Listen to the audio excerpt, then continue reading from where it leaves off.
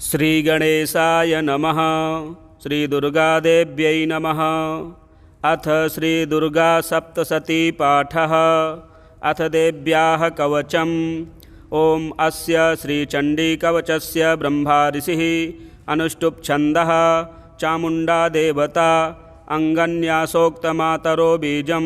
दिग्बन्धदेवतास्तत्त्वं श्रीजगदम्बा प्रीत्यर्थे सप्तशती पाठाङ्गत्वेन जपे विनियोगः। ॐ नमश्चण्डिकायै।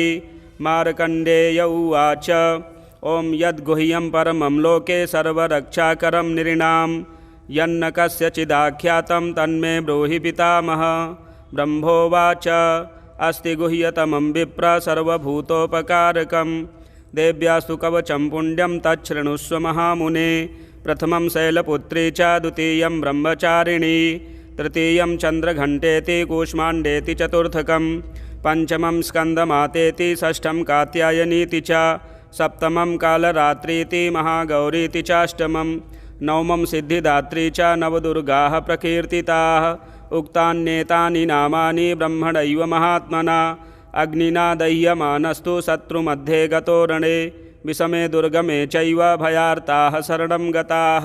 न तेषां जायते किञ्चिदशुभं रणसङ्कटे नापदं तस्य पश्यामि शोकदुःखभयं नहि यैस्तु भक्त्या स्मृता नूनं तेषां वृद्धिः प्रजायते ये त्वां स्मरन्ति देवेशि रक्षसे तान्न संशयः। प्रेतसंस्था तु चामुण्डा वाराही महिषासना ऐन्द्री गजसमारूढा वैष्णवी गरुडासना माहेश्वरी वृषारूढा कौमारी शिखिवाहना लक्ष्मीः पद्मासना देवी पद्महस्ता हरिप्रिया श्वेतरूपधरा देवी ईश्वरी वृषवाहना ब्राह्मी हंससमारूढा सर्वाभरणभूषिता इत्येता मातरः सर्वाः सर्वयोगसमन्विताः नानाभरणशोभाढ्या नानारत्नोपशोभिताः दृश्यन्ते रथमारूढा देव्यः क्रोधसमाकुलाः शङ्खं चक्रं गदां शक्तिं हलं च मुसलायुधं खेटकं तोमरं चैव परशुं पाशमेव च कुन्तायुधं त्रिशूलं च सारङ्गमायुधमुत्तमं दैत्यानां देहनाशाय भक्तानामभयाय च धारयन्त्यायुधानीत्थं देवानां च हिताय वै।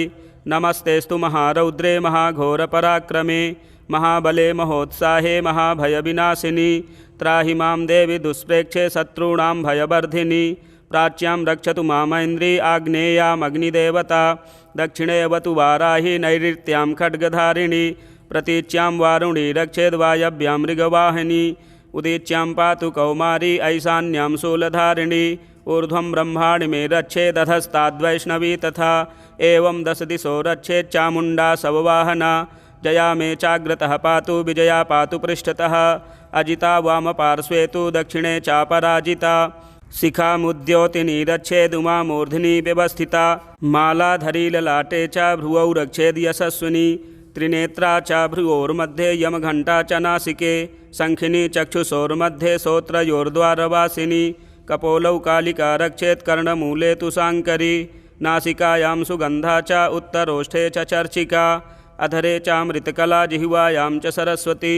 दन्तान् रक्षतु कौमारी कण्ठदेशे तु चण्डिका घण्टिकां चित्रघण्टा च महामाया च तालुके कामाक्षे चिबुकं रक्षेद्वाचं मे सर्वमङ्गला ग्रीवायां भद्रकाली च पृष्ठवंशे धनुर्धरी नीलग्रीवा बहिकण्ठे नलिकां नलकूबरी स्कन्धयोः खड्गनी रक्षेद्बाहू मे वज्रधारिणी हस्तयोर्दण्डनी रक्षेदम्बिका चाङ्गुलीषु च नखाञ्चुलेश्वरी रक्षेत् कुक्षौ रक्षेत् कुलेश्वरी स्तनौ रक्षेन्महादेवी मनः शोकविनाशिनी हृदये ललिता देवी उदरे शूलधारिणी नाभौ च कामनी रक्षेत् गुह्यं गुह्येश्वरी तथा पूतना कामिका मेढ्रं गुदे महिषवाहिनी कट्यां भगवती रक्षेज्जानुनी विन्ध्यवासिनी जङ्घे महाबला रक्षेत् सर्वकामप्रदायिनी गुल्फयोर्नारसिंही च पादपृष्ठे तु तैजसी पादाङ्गुलीश्री रक्षेत् पादाधस्थलवासिनी नखान् दष्ट्राकराली च केशांशयोर्ध्वकेशिनी रोमकूपेषु कौबेरी त्वचं वागीश्वरी तथा रक्तमज्जावसामासान्निस्थमेदांसि पार्वती अन्त्राणि कालरात्रिश्च पित्तं च मुकुटेश्वरी पद्मावती पद्मकोशे कफे चूड़ामणिस्तथा ज्वालामुखी नखज्ज्वालामभेद्या सर्वसन्धिषु शुक्रं ब्रह्माणि मे रक्षेच्छायां छत्रेश्वरी तथा अहंकारं मनोबुद्धिं रक्षेन्मे धर्मधारिणी प्राणापानौ तथा व्यानमुदानं च समानकं वज्रहस्ता च मे रक्षेत् प्राणं कल्याणशोभना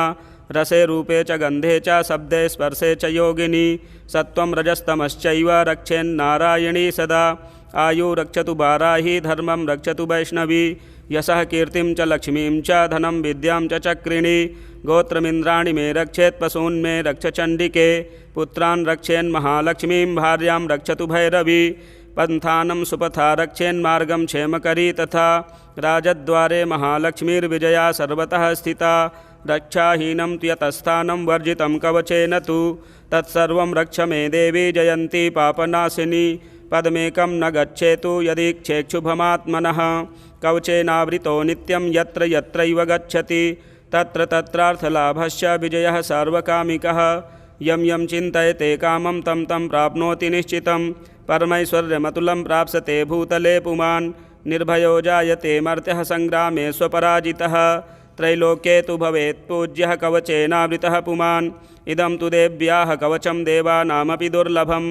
यः पठेत् प्रयतो नित्यं त्रिसन्ध्यं श्रद्धयान्वितः दैवी कला भवेत् तस्य त्रैलोके स्वपराजितः जीवेद् वर्षशतं साग्रमपमृत्युर्विवर्जितः नश्यन्ति व्याधयः सर्वे लूता विस्फोटकादयः स्थावरं जङ्गमं चैव कृत्रिमं चापि यद्विषम् अभिचाराणि सर्वाणि मन्त्रयन्त्राणि भूतले भूचराः खेचराश्चैव जलजाश्चोपदेशिकाः सहजाकुलजा माला डाकिनी शाकिनी तथा अन्तरिक्षचरा घोरा डाकिन्यश्च महाबलाः ग्रहभूतपिशाचाश्च यक्षगन्धर्वराक्षसाः ब्रह्मराक्षसवेतालाः कूष्माण्डा भैरवादयः नश्यन्ति दर्शनात् तस्य कवचे हृदि संस्थिते मानोन्नतिर्भवेद्राजस्तेजो वृद्धिकरं परं यशसा वर्धते सोऽपि कीर्तिमण्डितभूतले जपेत् सप्तशतीं चण्डीं कृत्वा तु कवचं पुरा यावद्भूमण्डलं धत्ते सशैलवनकाननं तावत् तिष्ठति मेदिन्यां सन्ततिः पुत्रपौत्रिकी देहान्ते परमं स्थानं यत्सुरैरपि दुर्लभं प्राप्नोति पुरुषो नित्यं महामायाप्रसादतः लभते परमं रूपं शिवेन सह मोदते। ओम जय जय श्री जगदम्बार्पणमस्तु। अथार्गलास्तोत्रम्। ओम अस्य श्री अर्गलास्तोत्रमन्त्रस्य विष्णुर्ऋषिः अनुष्टुप् छन्दः श्रीलक्ष्मीर्देवता श्रीजगदम्बा प्रीतये सप्तशती पाठाङ्गत्वेन जपे विनियोगः। ओम नमश्चण्डिकायै। मार्कण्डेय उवाच ओम जयन्ती मंगला काली भद्रकाली कपालिनी दुर्गा क्षमा शिवा धात्री स्वाहा स्वधा नमोस्तुते। जय त्वं देवी चामुण्डे जय भूतार्तिहारिणी जय सर्वगते देवी कालरात्रि नमोस्तुते। मधुकैटभ विद्रा विविधात्रि वरदे नमः। रूपं देहि जयं देहि यशो देहि दिशोज्जहि महिषासुरनिर्नाशी भक्तानां सुखदे नमः। रूपं देहि जयं देहि यशो देहि दिशोज्जहि रक्तबीजबधे देवी चण्डमुण्डविनाशिनी रूपं देहि जयं देहि यशो देहि दिशोज्जहि शुम्भस्यैव निशुम्भस्य धूम्राक्षस्य च मर्दिनी रूपं देहि जयं देहि यशो देहि दिशोज्जहि वन्दिताङ्घ्रियुगे देवी सर्वसौभाग्यदायिनी रूपं देहि जयं देहि यशो देहि दिशोज्जहि अचिन्त्यरूपचरिते सर्वशत्रुविनाशिनी रूपं देहि जयं देहि यशो देहि दिशोज्जहि न तेभ्यः सर्वदा भक्त्या चण्डिके दुरितापहे रूपं देहि जयं देहि यशो देहि दिशोज्जहि स्तुवद्भ्यो भक्तिपूर्वं त्वां चण्डिके व्याधिनाशिनी रूपं देहि जयं देहि यशो देहि दिशोज्जहि चण्डिके सततं ये त्वामर्चयन्तीह भक्तितः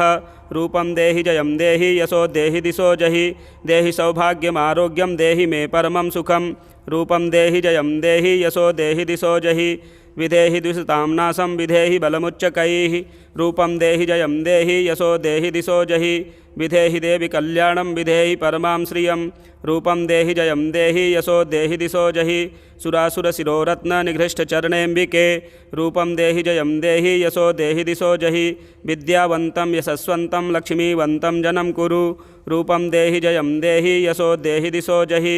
प्रचंड दैत्यदर्पघ्ने चंडिके प्रणताय मे रूपं देहि जयं देहि यशो देहि दिशोज्जहि चतुर्भुजे चतुर्वक्त्र संस्तुते परमेश्वरी रूपं देहि जयं देहि यशो देहि दिशोज्जहि कृष्णेन संस्तुते देवी सस्वद्भक्त्या सदाम्बिके रूपं देहि जयं देहि यशो देहि दिशो जहि हिमाचलसुतानाथ संस्तुते परमेश्वरी रूपं देहि जयं देहि यशो देहि दिशो जहि इंद्राणीपति सद्भाव पूजिते परमेश्वरी रूपं देहि जयं देहि यशो देहि दिशो जहि देवी प्रचंड दोर्दंड दैत्य दर्प विनाशिनी रूपं देहि जयं देहि यशो देहि दिशो जहि देवी भक्तजनो दाम दत्तानंदोदयेऽम्बिके रूपं देहि जयं देहि यशो देहि दिशो जहि पत्नीं मनोरमां देहि मनोवृत्तानुसारिणीं तारिणीं दुर्गसंसारसागरस्य कुलोद्भवाम् इदं स्तोत्रं पठित्वा तु महास्तोत्रं पठेन्नरः स तु सप्तशती संख्या वरमाप्नोति संपदाम्। ओम जय जय श्री जगदम्बार्पणमस्तु। अथ कीलकम्। ओम अस्य श्रीकीलकमन्त्रस्य शिवऋषिः अनुष्टुप् छन्दः श्री महासरस्वती देवता श्री जगदम्बा प्रीत्यर्थं सप्तशती पाठाङ्गत्वेन जपे विनियोगः। ओम नमश्चण्डिकायै। मार्कण्डेय उवाच ओम विशुद्धज्ञानदेहाय त्रिवेदी दिव्यचक्षुषे श्रेयः प्राप्तिनिमित्ताय नमः सोमार्धधारिणे सर्वमेतद्दुजानीयान्मन्त्राणामभिकीलकं सोऽपि क्षेममवाप्नोति सततं जाप्य तत्परः सिद्ध्यन्तुच्चाटनादीनि वस्तूनि सकलान्यपि एतेन स्तुवतां देवी स्तोत्रमात्रेण सिद्ध्यति न मन्त्रो नौषधं तत्र न किञ्चिदपि विद्यते विना जाप्येन सिद्ध्येत सर्वमुच्चाटनादिकं समग्राण्यपि सिद्ध्यन्ति लोकशङ्कामिमां हरः कृत्वा निमन्त्रयामास सर्वमेवमिदं शुभं स्तोत्रं वै चण्डिकायास्तु तच्च गुप्तं चकारसः समाप्तिर्न च पुण्यस्य तां यथा वनियन्त्रणां सोऽपि क्षेममवाप्नोति सर्वमेवं न संशयः कृष्णायां वा चतुर्दश्याम् अष्टम्यां वा समाहितः ददाति प्रतिगृह्णाति नान्यथैषा प्रसीदति इत्थं रूपेण कीलेन महादेवेन कीलितं यो निष्कीलां विधायैनां नित्यं जपति संस्फुटं स सिद्धः स गणः सोऽपि गन्धर्वो जायते नरः न चैवाप्यततस्तस्य भयं क्वापीह जायते नापमृत्युवशं याति मृतो मोक्षमवाप्नुयात् ज्ञात्वा प्रारभ्य कुर्वीत न कुर्वाणो विनश्यति ततो ज्ञात्यैव सम्पन्नमिदं प्रारभ्यते बुधैः सौभाग्यादि च यत्किञ्चित् दृश्यते ललनाजने तत्सर्वं तत्प्रसादेन तेन जाप्यमिदं शुभं शनैस्तु जप्यमानेऽस्मिन् स्तोत्रे सम्पत्तिरुच्चकैः भवत्येव समग्रापि ततः प्रारभ्यमेव तत् ऐश्वर्यं यत्प्रसादेन सौभाग्यारोग्यसम्पदः शत्रुहानिः परो मोक्षः स्तूयते सा न किं जनैः। ओम श्री जगदम्बार्पणमस्तु। प्रथमोऽध्यायः विनियोगः। ओम प्रथम चरित्रस्य ब्रह्मा ऋषिः महाकाली देवता गायत्री छन्दः नन्दाशक्तिः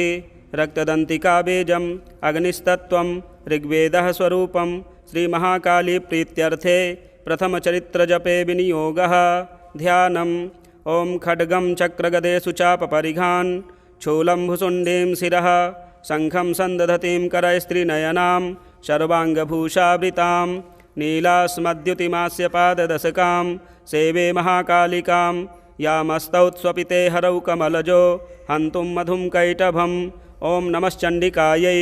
ओं ऐं मार्कण्डेय उवाच सावर्णिः सूर्यतनयो यो मनुः कथ्यतेष्टमः निशामय तदुत्पत्तिं विस्तराद्गदतो मम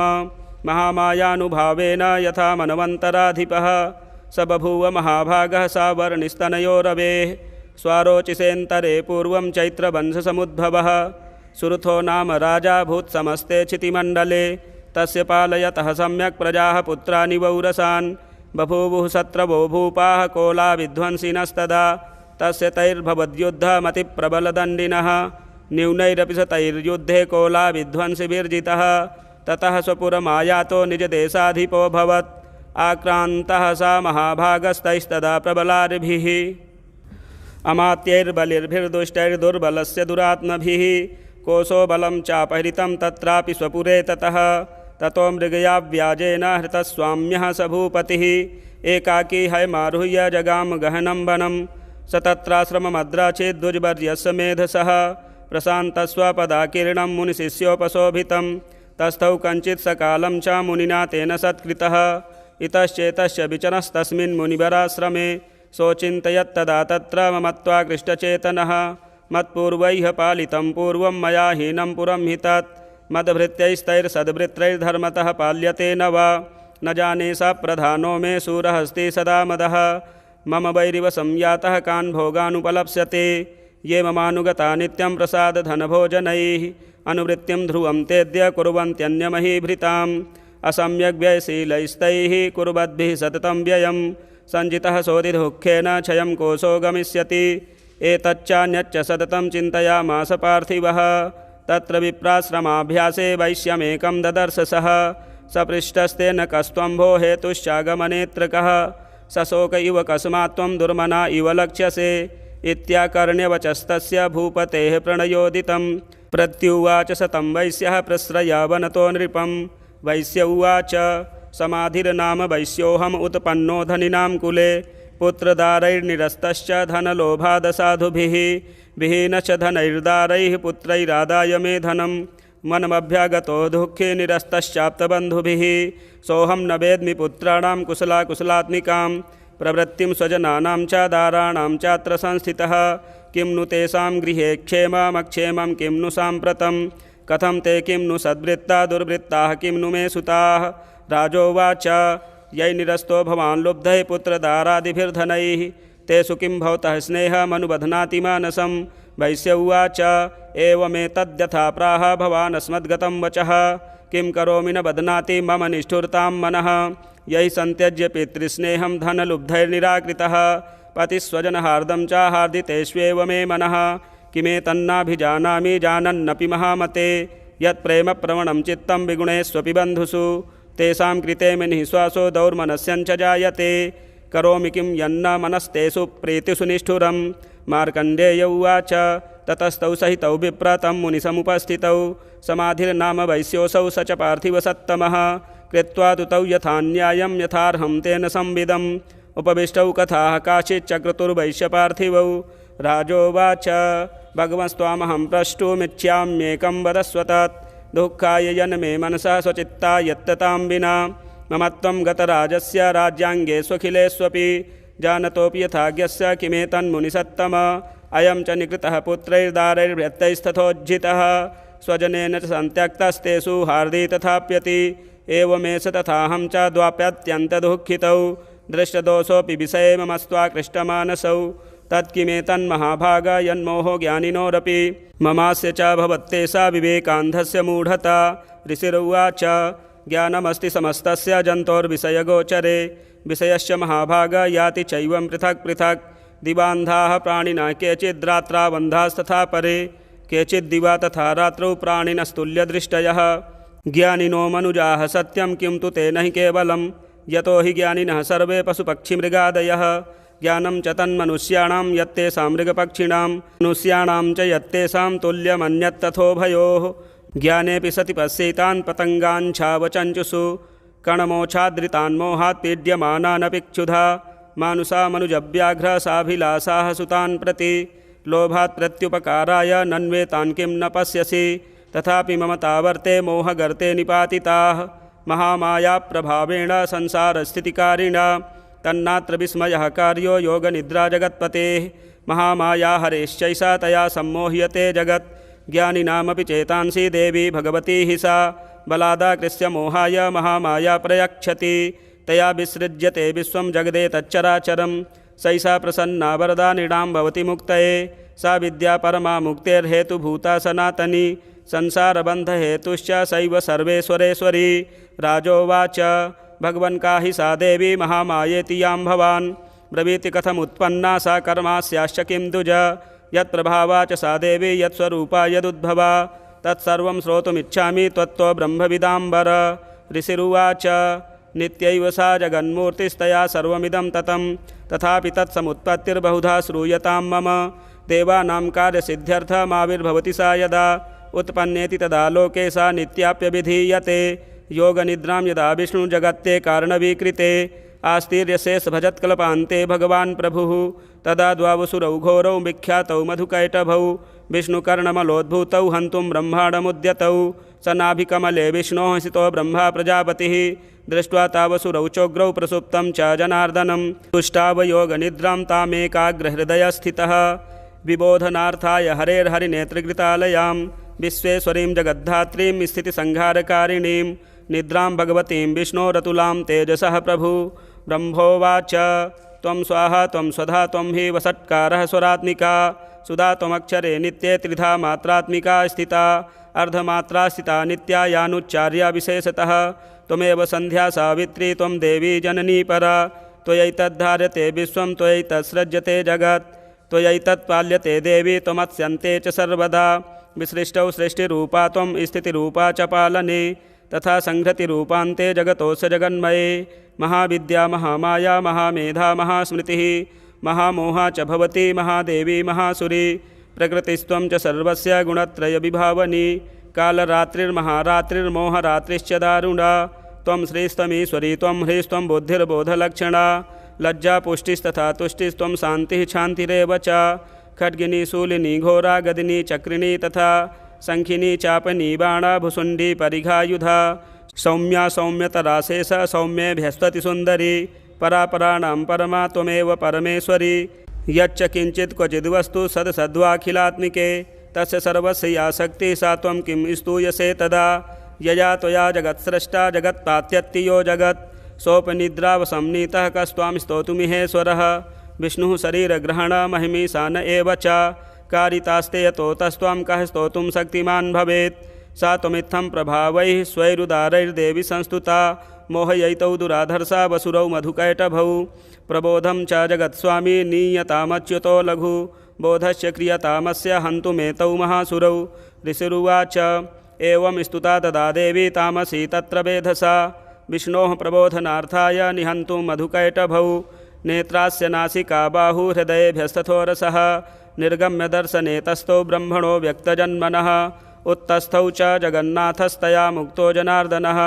एकार्णिवेहि शयनात् ततः सा ददृशे च तौ मधुकैटभौ दुरात्मानावतिवीर्यपराक्रमौ क्रोधरक्ते क्षणावत्तुं ब्रह्माणं जनितोद्यमौ समुत्थाय ततस्ताभ्यां युयुधे भगवान् हरिः पञ्चवर्षसहस्राणि बाहुप्रहरणो विभुः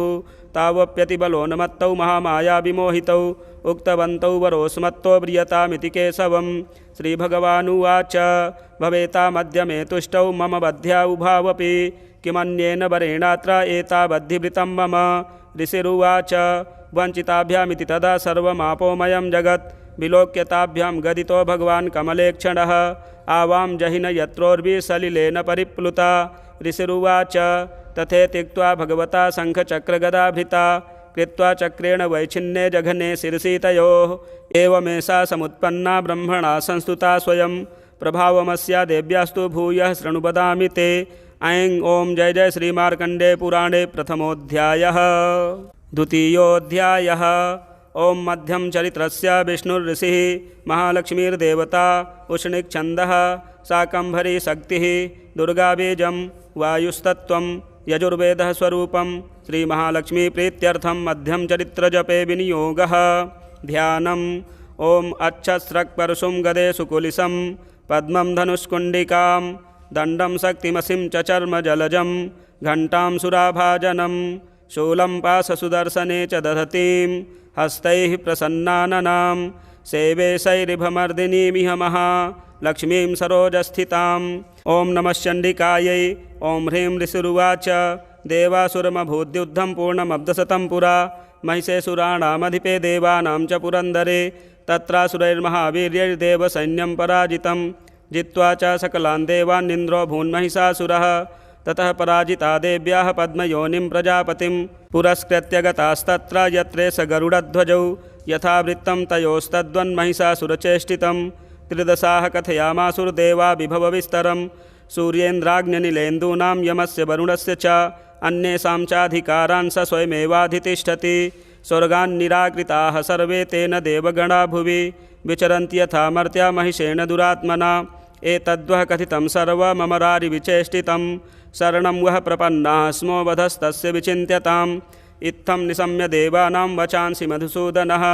चकारकोपं सम्भुश्य भृगुटिकुटिलाननौ ततोऽतिकोपपूर्णस्य चक्रिणो वदनात्ततः निश्चक्राममहत्तेजो ब्रह्मणः शङ्करस्य च अन्येषां चैव देवानां शक्रादीनां शरीरतः निर्गतं समुहत्तेजस्तच्चैक्यं समगच्छत अतीव तेजसः कूटं ज्वलन्तमिव पर्वतं ददृशुस्ते सुरास्तस्त्रज्वालाव्याप्तदिगन्तरम् अतुलं तत्र तत्तेजः सर्वदेवशरीरजम् एकस्थं तद्भून्नारी व्याप्तलोकत्रयं त्विषा यद्भूचाम्भवं तेजस्तेना जायत तन्मुखं याम्येन च भवन् केशा बाहवो विष्णुतेजसा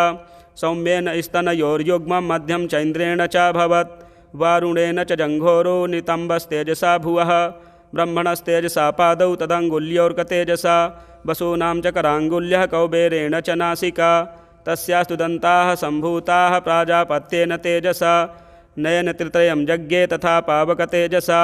भ्रुवौ च सन्धयोस्तेजः श्रवणावनिलस्य च अन्येषां चैव देवानां सम्भवस्तेजसां शिवा ततः समस्तदेवानां तेजो राशिसमुद्भवां तां विलोक्य मुदं प्रापुरमरामहिषार्दिताः शूलं शूलाद्विनिष्कृष्य ददौ तस्यै पिनाकधृक् चक्रं च दत्तवान् कृष्णः समुत्पाद्य सुचक्रतः शङ्खं च वरुणः शक्तिं ददौ तस्यै हुतासनः मारुतो दत्तमाश्चापं बाणपूर्णे तथे सुधी वज्रमिन्द्रः समुत्पाद्य कुलिसादमराधिपः ददौ तस्यै सहस्रासो घण्टा मैरावताद् गजात् कालदण्डाद्यमो दण्डं पाशं चाम्बुपतिर्ददौ प्रजापतिश्चाक्षमालां ददौ ब्रह्माकमण्डलुं समस्तरोमकूपेषु निजरश्मीन् दिवाकरः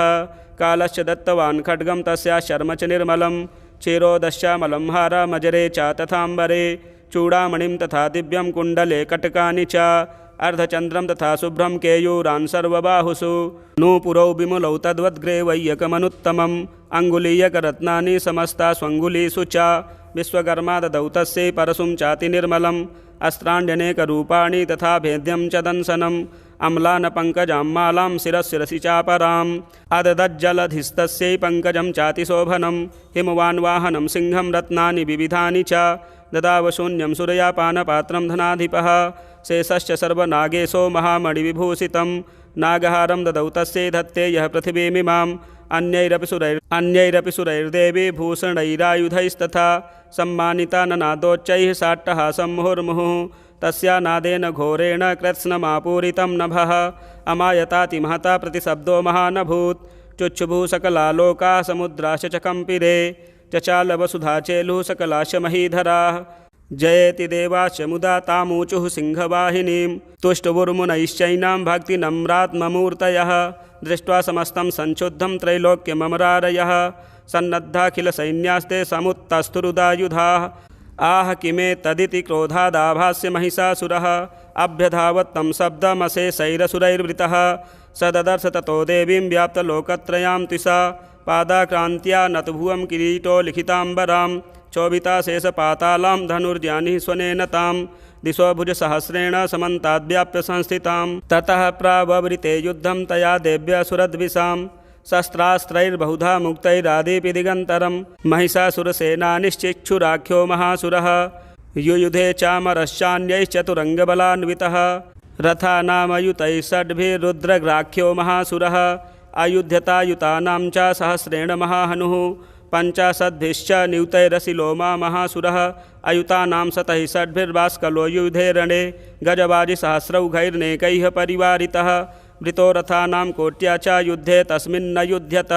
विडालाख्ययुतानां च पञ्चाशद्भिर्थयुतैः युयुधे संयुगे तत्र रथानां परिवारितः अन्ये च तत्र युतसो रथनागहयैर्वृताः युयुधु संयुगे देव्या सह तत्र महासुराः कोटिकोटिसहस्रैस्तु रथानां दन्तिनां तथा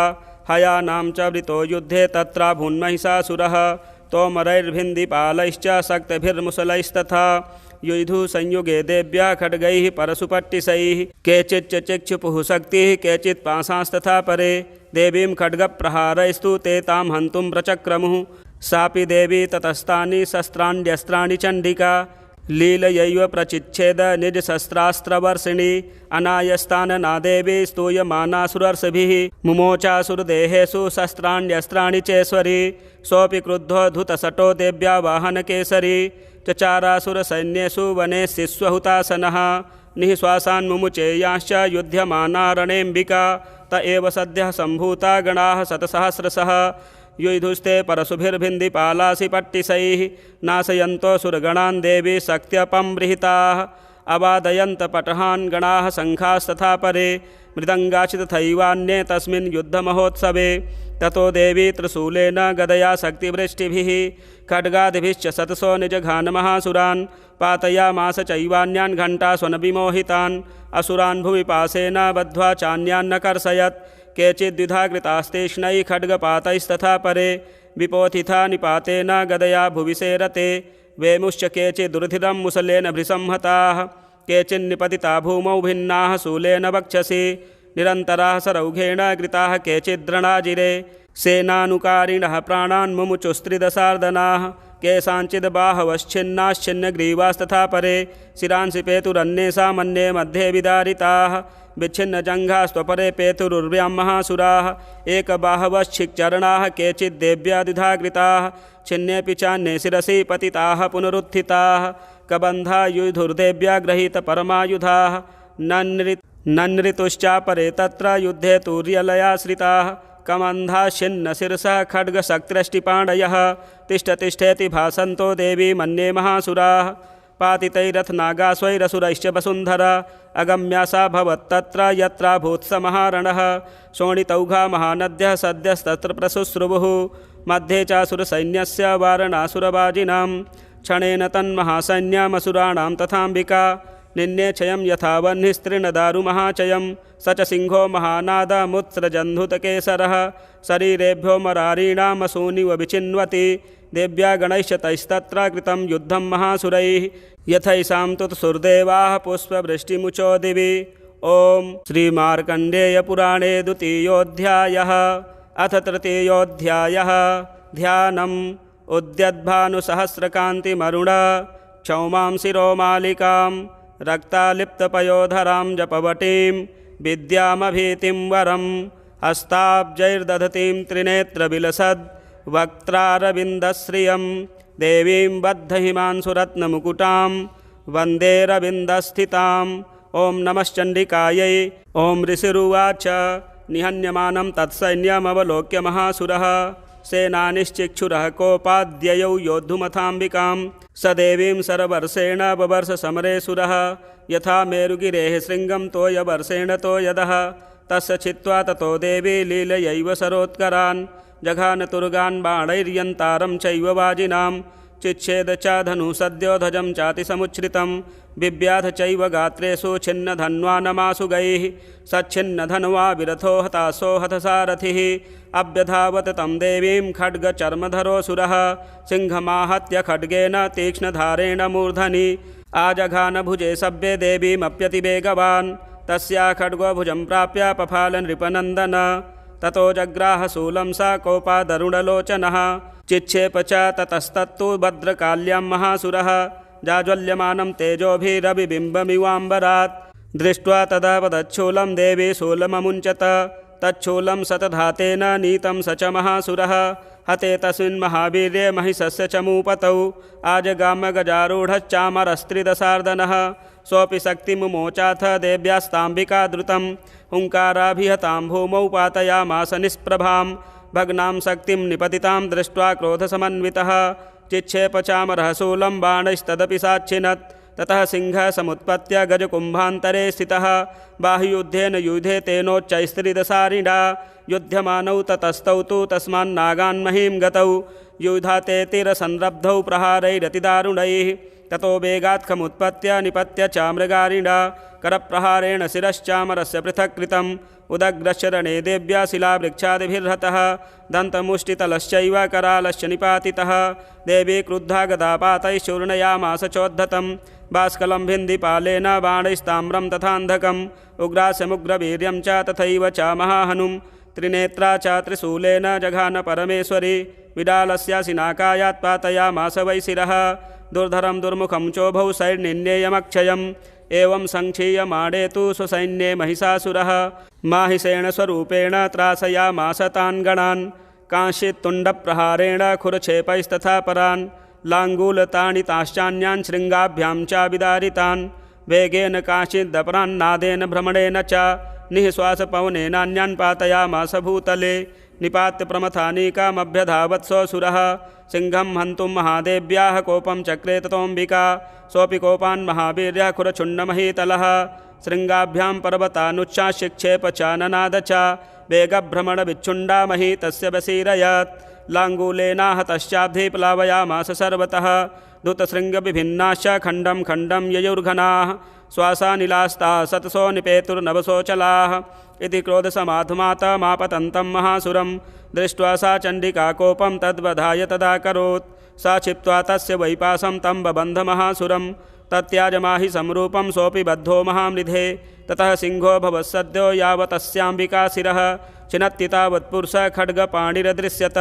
तत एवासु पुरुषं देवी चिच्छेदसायकैः तं खड्गचर्मणा सार्धं ततः सोऽभून्महागजः करेण च महासिंहं तं च कर्षजगर्ज च कर्षतस्तु करं देवी खड्गेन निरकृन्तत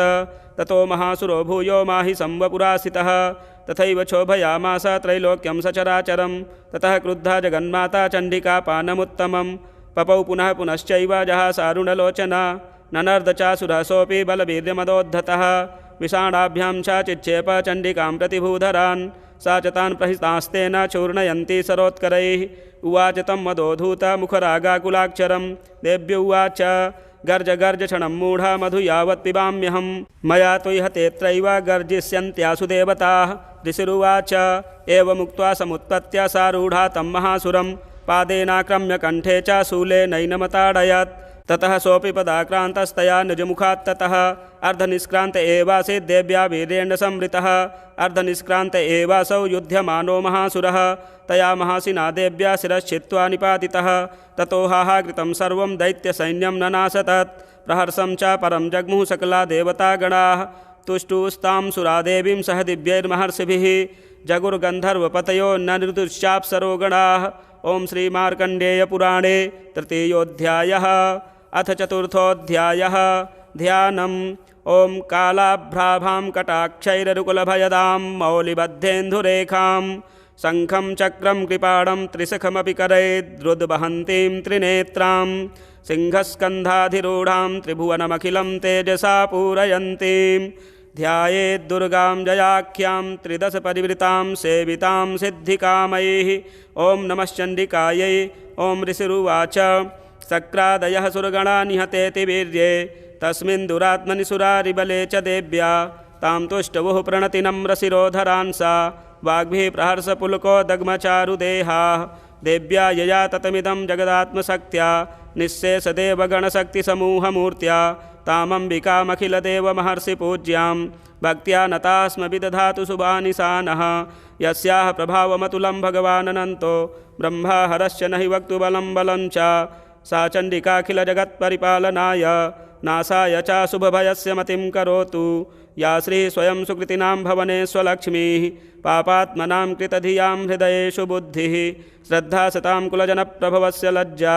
तां त्वां नताः स्म परिपालय देवि विश्वं किं वर्णयाम तव रूपमचिन्त्यमेतत् किं चातिवीर्यमसुरक्षयकारि भूरि किं चाहवेषु चरितानि तवाद्भुतानि सर्वेषु देव्यसुरदेवगणादिकेषु हेतुः समस्तजगतां त्रिगुणापि दोषैर्न ज्ञायसे हरिहरादिभिरप्यपारा सर्वाश्रयाखिलमिदं जगदंशभूतम् अव्याकृता हि परमा प्रकृतिस्त्वमाद्या यस्याः समस्तसुरता समुदीरणेन तृप्तिं प्रयात्ति सकलेषु मखेषु देवी स्वाहा शिवै पितृगणस्य च तृप्तहेतु रुच्चार्यसे त्वमत एव जनैः स्वधा च या मुक्तिहेतुरविचिन्त्य महामृता त्वम् अभ्यस्यसे सुनियतेन्द्रियतत्त्वसारैः मोक्षार्थिभिर्मुनिभिरस्तसमस्तदोषैर्विद्यासि सा भगवती परमा हि देवी शब्दात्मिका सुविमलर्यजुषां निधान मुद्गीतरम्यपदपाठवतां च साम्नां देवी त्रयी भगवती भवभावनाय वार्ता च सर्वजगतां परमार्त्रिहन्त्री मेधासि देवी विदिताखिलशास्त्रसारा दुर्गासि दुर्गभवसागरनौरसङ्गा श्रीकैटभारिहृदयैककृताधिवासा गौरी त्वमेव शशिमौलिकृतप्रतिष्ठा ईषत्सहासममलं परिपूर्णचन्द्र बिम्बानुकारिकनकोत्तमकान्तिकान्तम् अत्यद्भुतं प्रहृतमातरुषा तथापि वक्त्रं विलोक्य सहसा महिषासुरेण दृष्ट्वा तु देवी कुपितं भ्रकुटीकराल मुद्यच्छशाङ्कसदृशच्छवियन्न सद्यः प्राणान् मुमोच महिषस्तदतीव चित्रं कैर्जीव्यते हि कुपितान्तकदर्शनेन देवी प्रसीद परमा भवती भवाय सद्यो विनाशयसि कोपवती कुलानि विज्ञातमेतदधुनैव यदस्तमेतन् नीतं बलं सुविपुलं महिषासुरस्य तेषां मता जनपदेषु धनानि तेषां यशांसि न च सीदति धर्मवर्गः धन्यास्त एव निभृतात्मजभृत्यदारा येषां सदाभ्युदयदा भवति प्रसन्ना धर्म्याणि देवि सकलानि सदैव कर्मा नित्यादृतः प्रतिदिनं सुकृती करोति स्वर्गं प्रयाति च ततो भवति प्रसादा लोकत्रयेऽपि फलदा ननु देवि तेन दुर्गे स्मृता हरसि भीतिमशेषजन्तोः स्वस्थैः स्मृता मतिमतीव शुभां ददासि दारिद्र्यदुःखभयहारिणिका त्वदन्या सर्वोपकारकरणाय सदार्द्रचित्ता एभिर्हतैर्जगदुपैति सुखं तथैते कुर्वन्तु नाम नरकाय चिराय पापं सङ्ग्राममृत्युमधिगम्य दिवं प्रयान्तु मत्वेति नूनमहितान् विनहंसि देवी दृष्टैव किं न भवति प्रकरोति भस्म सर्वासुरा नरिषु यत्प्रहिणोषि शस्त्रं लोकान् प्रयान्तु रिपवोऽपि हि शस्त्रपूता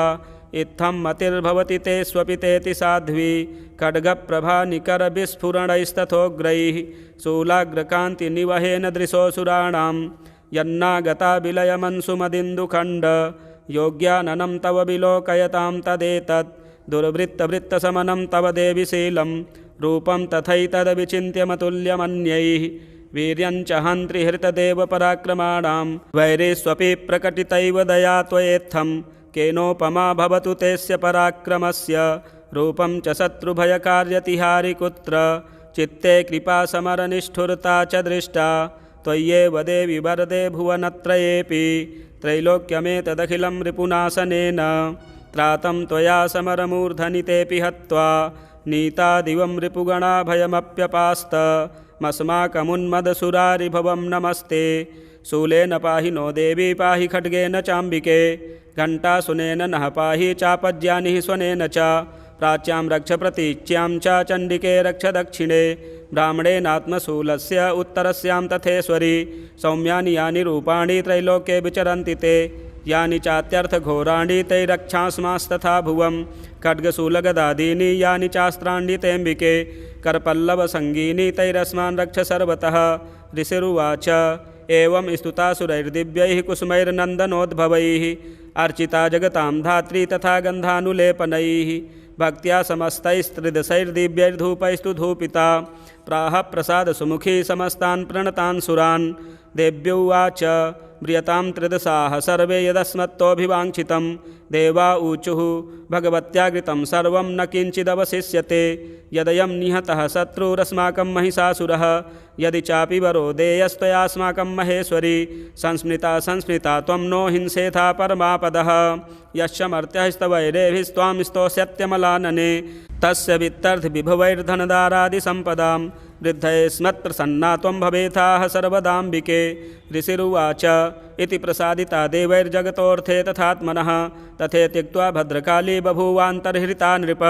इत्येतत्कथितं भूप सम्भूता सा यथा पुरा देवी देवशरीरेभ्यो जगत्त्रयहितैषिणी पुनश्च गौरी देहात् सा समुद्भूता यथा भवत् बधाय दुष्टदैत्यानां तथा शुम्भनिशुम्भयोः रक्षणाय च लोकानां देवानामुपकारिणी तच्छृणुस्व मया ख्यातं यथावत् कथयामि ते ह्रीं ॐ श्रीमार्कण्डेयपुराणे चतुर्थोऽध्यायः अथ पञ्चमोऽध्यायः ॐ अस्य श्री उत्तरचरित्रस्य रुद्रऋषिः महासरस्वती देवता अनुष्टुप् छन्दः भीमाशक्तिः भ्रामरी बीजं सूर्यस्तत्त्वं सामवेदः स्वरूपं महासरस्वती प्रीत्यर्थे उत्तरचरित्रपाठे विनियोगः ॐ घण्टाशूलहलानि शङ्खमुसले चक्रं धनुः सायकं हस्ताब्जैर्दधतीं घनान्तविलसत् चेतांशुतुल्यप्रभां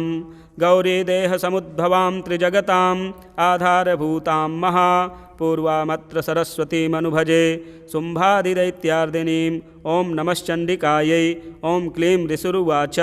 पुरा शुम्भनिशुम्भाभ्याम् असुराभ्यां सचीपतेः त्रैलोक्यं यज्ञभागाश्च हृता मदबलाश्रयात् तावेव सूर्यतां तदवदधिकारं तथैन्दवं कौबेरमथयाम्यं च चक्राते वरुणस्य च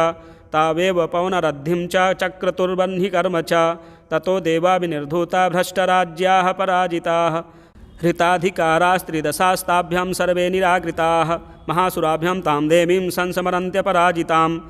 तयास्माकं वरो दत्तो यथा पश्स्मृताखिलाः भवतां नाशयिष्यामि तत्क्षणात् परमापदः इति कृत्वा मतिं देवा हिमवन्तं नगेश्वरं जग्मुस्तत्र ततो देवीं विष्णुमायां प्रतुष्टुवुः देवा ऊचुः नमो देव्यै महादेव्यै शिवायै सततं नमः नमः प्रकृत्यै भद्रायै नियताः प्रणताः स्मतां रौद्रायै नमो नित्यायै गौर्यै धात्र्यै नमो नमः ज्योत्सनायै चेन्दुरूपिण्यै सुखायै सततं नमः कल्याण्यै प्रणतां वृद्ध्यै सिद्ध्यै कुर्मो नमो नमः नैऋत्यै भूभृतां लक्ष्म्यै सर्वाण्यै ते नमो नमः दुर्गायै दुर्गपारायै सारायै सर्वकारिण्यै ख्यात्यै तथैव कृष्णायै धूम्रायै सततं नमः अतिसौम्यातिरौद्रायै नतास्तस्यै नमो नमः नमो जगत्प्रतिष्ठायै देव्यै कृत्यै नमो नमः या देवी सर्वभूतेषु विष्णुमायेति शब्दिता नमस्तस्यै नमस्तस्यै नमस्तस्यै नमो नमः या देवी सर्वभूतेषु चेतनेत्यभिधीयते नमस्तस्यै नमस्तस्यै नमस्तस्यै नमो नमः या देवी सर्वभूतेषु बुद्धिरूपेण संस्थिता नमस्तस्यै नमस्तस्यै नमस्तस्यै नमो नमः या देवी सर्वभूतेषु निद्रारूपेण संस्थिता नमस्तस्यै नमस्तस्यै नमस्तस्यै नमो नमः या देवी सर्वभूतेषु क्षुधारूपेण संस्थिता नमस्तस्यै नमस्तस्यै नमस्तस्यै नमो नमः या देवी सर्वभूतेषु छायारूपेण संस्थिता नमस्तस्यै नमस्तस्यै नमस्तस्यै नमो नमः या देवी सर्वभूतेषु शक्तिरूपेण संस्थिता नमस्तस्यै नमस्तस्यै नमस्तस्यै नमो नमः या देवी सर्वभूतेषु तृष्णारूपेण संस्थिता नमस्तस्यै नमस्तस्यै नमस्तस्यै नमो नमः या देवी सर्वभूतेषु शान्तिरूपेण संस्थिता नमस्तस्यै नमस्तस्यै नमस्तस्यै नमो नमः या देवी सर्वभूतेषु जातिरूपेण संस्थिता नमस्तस्यै नमस्तस्यै नमस्तस्यै नमो नमः या देवी सर्वभूतेषु लज्जारूपेण संस्थिता नमस्तस्यै नमस्तस्यै नमस्तस्यै नमो नमः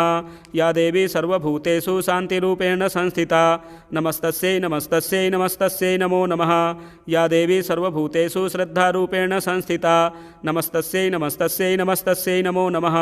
या देवी सर्वभूतेषु कान्तिरूपेण संस्थिता नमस्तस्यै नमस्तस्यै नमस्तस्यै नमो नमः या देवी सर्वभूतेषु लक्ष्मीरूपेण संस्थिता नमस्तस्यै नमस्तस्यै नमस्तस्यै नमो नमः या देवी सर्वभूतेषु वृत्तिरूपेण संस्थिता नमस्तस्यै नमस्तस्यै नमस्तस्यै नमो नमः या देवी सर्वभूतेषु स्मृतिरूपेण संस्थिता नमस्तस्यै नमस्तस्यै नमस्तस्यै नमो नमः या देवी सर्वभूतेषु दयारूपेण संस्थिता नमस्तस्यै नमस्तस्यै नमस्तस्यै नमो नमः या देवी सर्वभूतेषु तुष्टिरूपेण संस्थिता नमस्तस्यै नमस्तस्यै नमस्तस्यै नमो नमः या देवी सर्वभूतेषु मातृरूपेण संस्थिता नमस्तस्यै नमस्तस्यै नमस्तस्यै नमो नमः या देवी सर्वभूतेषु भ्रान्तिरूपेण संस्थिता नमस्तस्यै नमस्तस्यै नमस्तस्यै नमो नमः इन्द्रियाणामधिष्ठात्री भूतानां चाखिलेषु या भूतेषु सततं तस्यै व्याप्तिदेव्यै नमो नमः चितिरूपेण या कृत्स्नमेतद्व्याप्य स्थिता जगत् नमस्तस्यै नमस्तस्यै नमस्तस्यै नमो नमः स्तुता सुरैः पूर्वमभीष्टसंश्रया तथा सुरेन्द्रेण दिनेषु सेविता करोतु सा नः शुभहेतुरीश्वरी शुभानि भद्राण्यभिहन्तु चापदः या साम्प्रतं चोद्धतदैत्यतापितै रश्माभिरीशा च सुरैर्नमस्यते या च स्मृता तत्क्षणमेव हन्ति नः सर्वापदो भक्तिविनम्रमूर्तिभिः ऋषिरुवाच एवं स्तुवादियुक्तानां देवानां तत्र पार्वती स्नातुमभ्याययूतो ये जानभ्या नृपनन्दन साब्रवीत्तान् सुरान् शुभ्रूर्भवद्भिः स्तूयतेऽत्र का शरीरकोशतश्चास्या समुद्भूता ब्रवीक्षिवा स्तोत्रममैतत्क्रियते शुम्भदैत्यनिराकृतैः देवैः समेतैः समरे निशुम्भेन पराजितैः शरीरकोशाद्य तस्याः पार्वत्या निःसृताम्बिका कौशिकीति समस्तेषु ततो लोकेषु गीयते तस्यां विनिर्गतायां तु कृष्णाभूत्सापि पार्वती कालखेति समाख्याता हिमाचलकृताश्रया ततोऽम्बिकां परं रूपं बिभ्राणां सुमनोहरं ददर्श चण्डो मुण्डश्च भृत्यौ शुम्भनिशुम्भयोः ताभ्यां शुम्भाय चाख्याता अतीव सुमनोहरा काप्यास्त्रे स्त्रीमहाराज भासयन्ती हिमाचलं नैव तादृक् क्वचिद्रूपं दृष्टं केनचिदुत्तमं ज्ञायतां काप्यसौ देवी गृह्यतां चासुरेश्वर स्त्रीरत्नमति चारवङ्गी द्योतयन्ती दिशस्ति सा तु तिष्ठति दैत्येन्द्र तां भवान् द्रष्टुर्मर्हति यानि रत्नानि मणयोगजास्वादीनि वै प्रभो त्रैलोक्ये तु समस्तानि साम्प्रतं भान्ति ते गृहे ऐरावतः समानीतो गजरत्नं पुरन्दरात् पारिजाततरुश्चायं तथैवोच्चैः स्रवाहयः विमानं हंससंयुक्ता मे तत्तिष्ठति तेऽङ्गणे रत्नभूतमिहानीतं यदासीद्वेधसोद्भुतं निधिरेश महापद्मः समानीतो धनेश्वरात् किञ्जल्किनीं ददौ चाब्धिर्मालामम्लानपङ्कजां छत्रं ते वारुणं गेहे काञ्चनस्रावतिष्ठति तथायं स्यन्दनवरो यः पुरासीत् प्रजापतेः मृत्योरुत्क्रान्तिदा नाम शक्तिरीश त्वया हृता पाशः सलिलराजस्य भ्रातुस्तव परिग्रहे निशुम्भस्याभिजाताश्च समस्ता रत्नजातयः वह्निरभिददौ तुभ्यमग्निशौचे च वाससि एवं दैत्येन्द्ररत्नानि समस्तान्याहृतानि ते स्त्रीरत्नमेषा कल्याणी त्वया कस्मान्न गृह्यते ऋषिरुवाच निशम्येति वचः शुम्भः स तदा चण्डमुण्डयोः प्रेषयामास सुग्रीवं दूतं देव्या महासुरम् इति चेति च वक्तव्या सा गत्वा वचनान् मम यथा चाभेति सम्प्रीत्या तथा कार्यं त्वया लघु स तत्र गत्वा यत्रासे शैलो देशेति शोभने सा देवीं तां ततः प्राह लक्षणं मधुरया गिरा दूत उवाच देवी दैत्येश्वरः शुम्भस्त्रैलोके परमेश्वरः दूतोऽहं प्रेषितस्तेन त्वत्सकाशमिहागतः अव्याहताज्ञः सर्वासु यः सदा देवयोनिषु निर्जिताखिलदैत्यारिः स यदाह शृणुष्व तत् मम त्रैलोक्यमखिलं मम देवावसानुगाः यज्ञभागानहं सर्वानुपासनामि पृथक् पृथक् त्रैलोक्ये वररत्नानि मम वसान्यशेषतः तथैव गजरत्नं च हृत्वा देवेन्द्रवाहनं क्षीरोदमथनो भूतमस्वरत्नं ममामरैः उच्चैः श्रवससंज्ञं तत्प्रणिपत्य समर्पितं यानि चान्यानि देवेषु गन्धर्वेषु रगेषु च रत्नभूतानि भूतानि तानि मय्येव शोभने स्त्रीरत्नभूतां त्वां देवी लोके मन्यामहे वयं सा त्वमस्मानुपागच्छ यतो रत्नभुजो वयं मां वा ममानुजं वापि निशुम्भमुरुविक्रमं भजत्वं चञ्चलापाङ्गी रत्नभूतासि वै यतः परमैश्वर्यमतुलं प्राप्स्यते मत्परिग्रहात् एतद्बुद्ध्या समालोच्य मत्परिग्रहतां व्रज ऋषिरुवाच इत्युक्त्वा सा तदा देवी गम्भीरान्तः स्मिता जगौ दुर्गा भगवती भद्रा ययेदं धार्यते जगत् देव्युवाच सत्यमुक्तं त्वया नात्र मिथ्या किञ्चित् त्वयोदितं त्रैलोक्याधिपतिः शुम्भो निशुम्भश्चापि तादृशः किं त्वत्र यत् प्रतिज्ञातं मिथ्या तत्क्रियते कथं श्रूयतामल्पबुद्धित्वात् प्रतिज्ञाया कृता पुरा यो मां जयति संग्रामे यो मे दर्पं व्यपोहति यो मे प्रतिबलो लोके समे भर्ता भविष्यति तदा गच्छतु शुम्भोऽत्र निशुम्भो वा महासुरः मां जित्वा किं चिरेणात्र पाणिं गृह्णाति मे लघु दूत उवाच अवलिप्तासि मय्यं त्वं देवी ब्रूहि ममाग्रतः त्रैलोक्ये कः पुमातिष्ठेदग्रे शुम्भनिशुम्भयोः अन्येषामपि दैत्यानां सर्वे देवा न वै युधि तिष्ठन्ति सम्मुखे देवी किं पुनः स्त्री त्वमेकिका इन्द्राद्याः सकला देवास्तस्थुर्येषां न संयुगे शुम्भादीनां कथं तेषां स्त्री प्रयास्यसि सम्मुखं सा त्वं गच्छ मयैवोक्त्वा पार्श्वं शुम्भनिशुम्भयोः केशाकर्षणनिर्धूतगौरवामागमिष्यसि देव्य उवाच एवमेतद्बली शुम्भो निशुम्भश्चातिवीर्यवान् किं करोमि प्रतिज्ञा मे यदनालोचिता पुरा स त्वं गच्छ मयोक्तं ते यदेतत्सर्वमादृतः तदा चक्ष्वा सुरेन्द्राय स च युक्तं करोतु तत् ॐ श्रीमार्कण्डेयपुराणे पञ्चमोऽध्यायः अथ षष्ठोऽध्यायः ॐ नागाधीश्वरविष्टरां फणिफणोऽन्तंसोरुरत्नावली भास्वद्देहलतां दिवाकरनिभां नेत्रत्रयोद्भासितां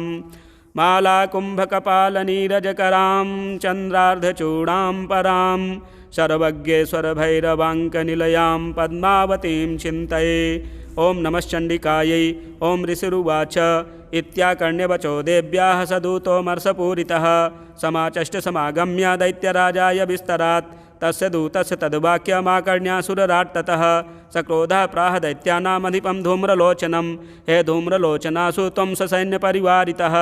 तामाने बलाद्दुष्टां केशाकर्षणविह्वलां तत्परित्राणदः कश्चिद्यदि वो तिष्ठते परः स हन्तव्यो मरो वापि यक्षो गन्धर्व एव वा ऋषिरुवाच तेनाज्ञप्तस्ततः शीघ्रं स दैत्यो धूम्रलोचनः मृतः षष्ट्या सहस्राणाम् असुराणां द्रुतं ययौ स दृष्ट्वा तां ततो देवीं तु हिनाचलसंस्थितां जगादोच्चैः प्रयाहीति मूलं शुम्भनिशुम्भयोः न चेत् प्रीत्याद्य भवति मद्भर्तारमुपैस्यति ततो बलान्नयामे सा केशाकर्षणविह्वलां देव्यो उवाच दैत्येश्वरेण प्रहितो बलवान् बलसंवृतः बलान्नयसि मामेवं ततः किं ते करोम्यहं ऋषिरुवाच इत्युक्तः सोऽभ्यधावत्तामसुरो धूम्रलोचनः हुङ्कारेणैव तं भस्म सा चकाराम्बिका ततः अथ क्रुद्धं महासैन्यमसुराणां तथाम्बिका ववर्षसायकस्तीक्ष्णैस्तथा शक्तिपरस्वधैः ततो धुतसटः कोपात् कृत्वा नादं सुभैरवं पपातासुरसेनायां सिंहो देव्याः स्ववाहनः कांश्चित् करप्रहारेण दैत्यानाशेन चापरान् आक्रम्य चाधरेणान्यान् सजघान् महासुरान् केषाञ्चित् पाटयामास नखैः कोष्ठानि केसरी तथा तलप्रहारेण शिरांसि कृतवान् पृथक् विच्छिन्नबाहु शिरसः कृतास्तेन तथा परे पपौ च रुधिरं कोष्ठाधन्येषां धुतकेसरः क्षणेन तद्बलं सर्वं क्षयं नीतं महात्मना तेन केसरिना देव्या वाहनेनातिकोपिना श्रुत्वा तमसुरं देव्या निहतं धूम्रलोचनं बलं च शैतं कृष्णं देवी केसरिना ततः चुकोपदैत्याधिपतिः शुम्भः प्रस्फुरिताधरः आज्ञापयामास च तौ चण्डमुण्डौ महासुरौ हे चण्ड हे मुण्डबलैर्बहुभिः परिवारितौ तत्र गच्छत गत्वा च सा समानीयतां लघु केशे स्वाकृस्व बद्ध्वा वा यदि वः संशयो युधि तदा शेषायुधैः सर्वैरसुरैर्विनिहन्यतां तस्यां हतायां दुष्टायां सिंहे च विनिपातिते शीघ्रमागम्यतां बद्ध्वा गृहीत्वा तामथाम्बिकाम् ओम श्री मार्कंडेय पुराणे षष्ठोऽध्यायः अथ सप्तमोऽध्यायः ओम ध्यायेयं रत्नपीठे शुककलपठितं शृण्वतीं श्यामलाङ्गीं न्यस्तैकाङ्घ्रिं सरोजे शशिसकलधरां वल्लकीं वादयन्तीं कल्हाराबद्धमालां नियमितविलसच्चोलिकां रक्तवस्त्रां मातंगीं शंखपात्रां मधुरमधुमदां चित्रकोद्भासिभालां ओं नमश्चण्डिकायै ओं ऋषिरुवाच आज्ञप्तास्ते ततो दैत्याश्चण्डमुण्डपुरोगमाः चतुरङ्गबलोपेतायैरभ्युद्यतायुधाः ददृशुस्ते ततो देवीं सद्धासां व्यवस्थितां सिंहस्योपरि शैलेन्द्रशृङ्गे महति काञ्चने ते दृष्ट्वा तां समादातुमुद्यमं चक्रुरुद्यताः आकृष्टचापासिधरास्तथान्ये तत्समीपगाः ततः कोपं चकारोच्चैरम्बिका तानरीन् प्रति कोपेन चास्या वदनं मसीवर्णमभूत्तदा भ्रकुटीकुटिला तस्या ललाटफलकादृतं कालीकरालवदना विनिष्क्रान्तासिपासिनी विचित्रखट्वाङ्गधरा नरमाला विभूषणा द्वीपि चर्मपरिधाना शुष्कमांसातिभैरवा अतिविस्तारवदना जिह्वा ललनभीषणा निमग्ना रक्तनयना नादापूरितदिङ्मुखा सा वेगेनाभिपतिता घातयन्ती महासुरान् सैन्ये तत्र सुरारीणामभक्षेत तद्बलं पार्ष्णिग्राहाङ्कुशग्राहयोधघण्टासमन्वितान् समादायैकहस्तेन मुखे चिक्षेपवारणान् तथैव योधं तुर्गैरथं सारथिना सह निक्षिप्य वक्त्रे दशनैश्चर्वयन्त्यतिभैरवम् एकं जग्राह केशेषु ग्रीवायामथ चापरं पादेनाक्रम्य चैवान्यमुरसान्यमपोथयत् तैर्मुक्तानि च शस्त्राणि महास्त्राणि तथा सुरैः मुखेन जग्राह रुषा दशनैर्मतिथान्यपि बलिनां तद्बलं सर्वमसुराणां दुरात्मनां ममर्दा भक्षयच्चान्यानन्याश्चात्ताडयत्तथा असिना नियताः केचित् खट्वाङ्गताडिताः जग्मुर्विनाशमसुरा दन्ताग्राभिहतास्तथा क्षणेन तद्बलं सर्वमसुराणां निपातितं दृष्ट्वा चण्डोऽभिदुद्रावतां कालीमतिभीषणां सर्वर्षैर्महाभीमैर्भीमाक्षीं तां महासुरः छादयामास चक्रैश्च मुण्डः क्षिप्तैः सहस्रशः तानि चक्राण्यनेकानि विषमानानि तन्मुखं बभूर्यथार्कबिम्बानि सुबहूनि घनोदरं ततो जहासातिरुषा भीमं भैरवनादिनी कालीकरालवक्तान्तर्दुर्दर्शदशनोज्ज्वला उत्थाय च महान् सिंहं देवी चण्डमधावत गृहीत्वा चास्य केशेषु शिरस्तेनासिनाच्छिनत् अथ मुण्डोऽभ्यधावत्तां दृष्ट्वा चण्डं निपातितं तमप्यपातयद्भूमौ सा खड्गाभिहतं रुषा हतशेषं ततः सैन्यं दृष्ट्वा चण्डं निपातितं मुण्डं च सुमहावीर्यं दिशो भेजे भयातुरं शिरश्चण्डस्य काली च गृहीत्वा मुण्डमेव च प्राह प्रचण्डाट्टहासमिश्रमभेत्य चण्डिकां मया तवात्रोपहरितौ चण्डमुण्डौ महापशु युद्धयज्ञे स्वयं शुम्भं निशुम्भं च हनिष्यसि ऋषिरुवाच तावा नीतौ ततो दृष्ट्वा चण्डमुण्डौ महासुरौ उवाच कालीं कल्याणी ललितं चण्डिका वचः यस्मात् चण्डं च मुण्डं च गृहीत्वा त्वमुपागता चामुण्डेति ततो लोके ख्याता देवी भविष्यसि। ओं श्रीमार्कण्डेयपुराणे सप्तमोऽध्यायः अथ अष्टमोऽध्यायः। ओं अरुणां करुणातरङ्गिताक्षीं धृतपाशाङ्कुशबाणचापहस्ताम् अणिमादिभिरावृतां मयूखैरहमित्येव विभावये भवानीम्। ओं नमः चण्डिकायै। ओं ऋषिरुवाच चण्डे च निहते दैत्ये मुण्डे च विनिपातिते बहुलेषु च सैन्येषु चैतेष्वसुरेश्वरः ततः कोपपराधीन चेताः शुम्भः प्रतापवान् उद्योगं सर्वसैन्यानां दैत्यानामादिदेशः अद्य सर्वबलैर्दैत्याः षडशीतिरुदायुधाः कम्बूनां चतुर्शीतिर्निर्यान्तु सबलैर्वृताः कोटिवीर्याणि 50 सुराणां कुलानि वै 100 कुलानि धौम्राणां निर्गच्छन्तु ममाज्ञया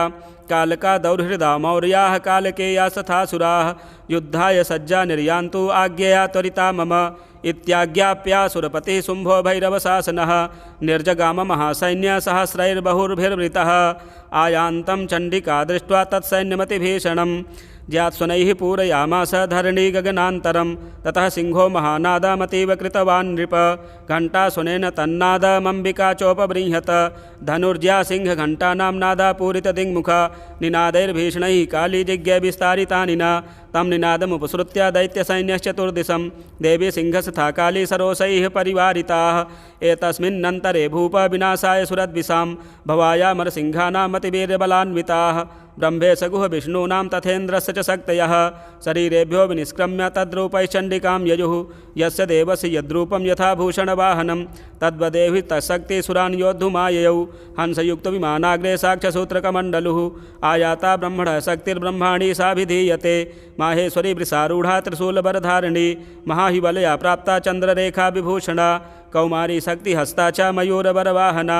योद्धमभ्याये उदैत्यानम्बिका गुहरूपिणी तथैव वैष्णवी शक्तिर्गरुडोपरि संस्थिता शङ्खचक्रगदासार्ङ्ग खड्गहस्ताभ्युपाययौ यज्ञवाराहमतुलं रूपं या बिभ्रतो हरेः शक्तिः साप्याययौ तत्र वाराहीं बिभ्रति तनुं नारसिंहेन सिंहस्य बिभ्रति सदृशं वपुः प्राप्ता तत्र सताक्षेप क्षिप्तनक्षत्रसंहतिः वज्रहस्ता तथैवेन्द्रियगजराजोपरि स्थिता प्राप्ता सहस्रनयना यथा शक्रस्तथैव सा ततः परिवृतस्ता भ्रीशानो देवशक्तिभिः हन्यन्तामसुराः शीघ्रं मम प्रीत्याह चण्डिकां ततो देवी शरीरात्तु विनिष्क्रान्तातिभीषणा चण्डिका शक्तिरत्युग्रा शिवा शतनिनादिनी सा चाह धूम्रजटिलमीशानमपराजिता दूतत्वं गच्छ भगवन् पार्श्वं शुम्भनिशुम्भयोः ब्रूहि शुम्भं निशुम्भं च दानवावति गर्वितौ ये चान्ये दानवास्तत्र युद्धाय समुपस्थिताः त्रैलोक्यमिन्द्रो लभतां देवाः सन्तु हविर्भुजः यूयं प्रयात पातालं यदि जीवितुमिच्छथ बलाबले पादथ चेद्भवन्तो युग्धकाङ्क्षिणः तदा गच्छत तृप्यन्तो मच्छिवाः पिसिते नवः